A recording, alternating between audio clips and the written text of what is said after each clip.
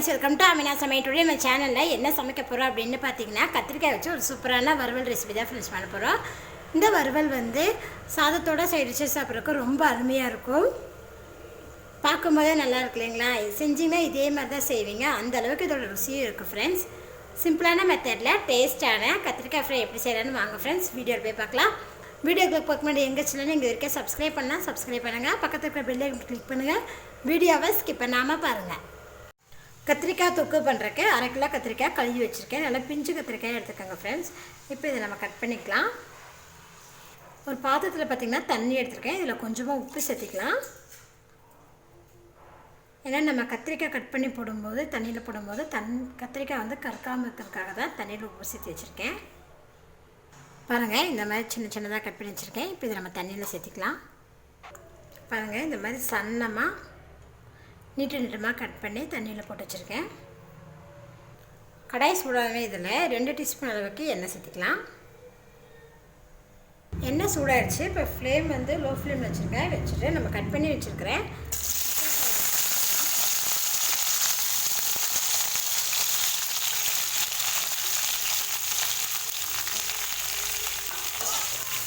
எண்ணெயில் நல்லா மிக்ஸ் பண்ணி லோ ஃப்ளேம்லேயே வதக்கிடுங்க.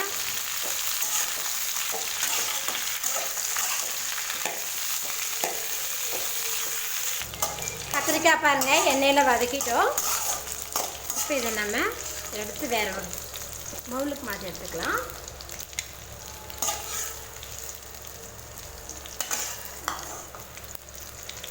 அதே கடாயில் 3 டீஸ்பூன் அளவுக்கு எண்ணெய் சேர்த்திக்கோங்க. எண்ணெய் சூடாமே இதில் 1/2 டீஸ்பூன் அளவுக்கு கடுகு,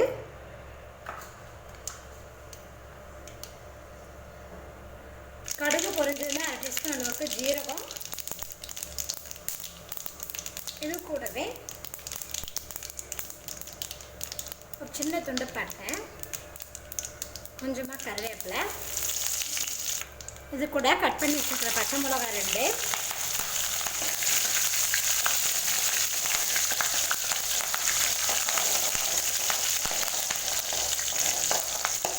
பார்த்தீங்கன்னா பச்சை மிளகாய் பாருங்கள் எண்ணெயில் நல்லா பொரிஞ்சு வதங்கிருக்கு.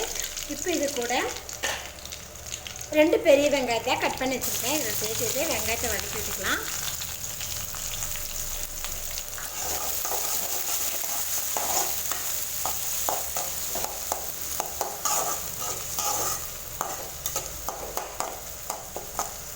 வெங்காயம் பார்த்திங்கன்னா நல்லா வதங்கிருக்கு. இந்த அளவுக்கு வதங்கினதுக்கப்புறம் இது கூட இஞ்சி பூண்டு பேஸ்ட் 1 டீஸ்பூன் சேர்த்துக்கோங்க.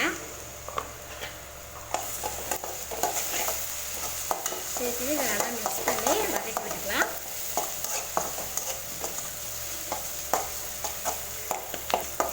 இஞ்சி பூண்டு பேஸ்ட் சேர்த்துட்டு நல்லா வதக்கி விட்டுட்டோம். இப்போ இது கூட பார்த்திங்கன்னா ஒரு தக்காளி பழத்தை அரைச்சி வச்சுருக்கேன். அதில் ஆட் பண்ணிவிட்டு நல்லா வதக்கி விடுங்க.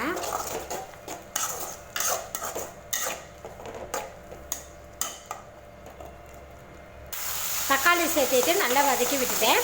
இப்போ ஃப்ளேம் வந்து லோ ஃப்ளேமில் வச்சுருங்க. வச்சுட்டு இதில் மசாலா பொடி ஆட் பண்ணிக்கலாம். மசாலா பொடி என்னன்னு பார்த்தீங்கன்னா 2 டீஸ்பூன் அளவுக்கு மிளகாத்தூள் சேர்த்துருக்கேன். 1/2 டீஸ்பூன் மஞ்சத்தூள், மல்லித்தூள் 2 டீஸ்பூன், இது கூட 1 டீஸ்பூன் அளவுக்கு கரம் மசாலா தூள். நல்லா மிக்ஸ் பண்ணி லேசாக வதக்கி விட்டுக்கலாம்.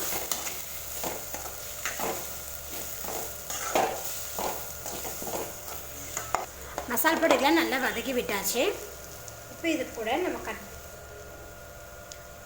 எண்ணெயில் வதக்கி வச்சுருக்கிற கத்திரிக்காயை இதை சேர்த்துக்கோங்க.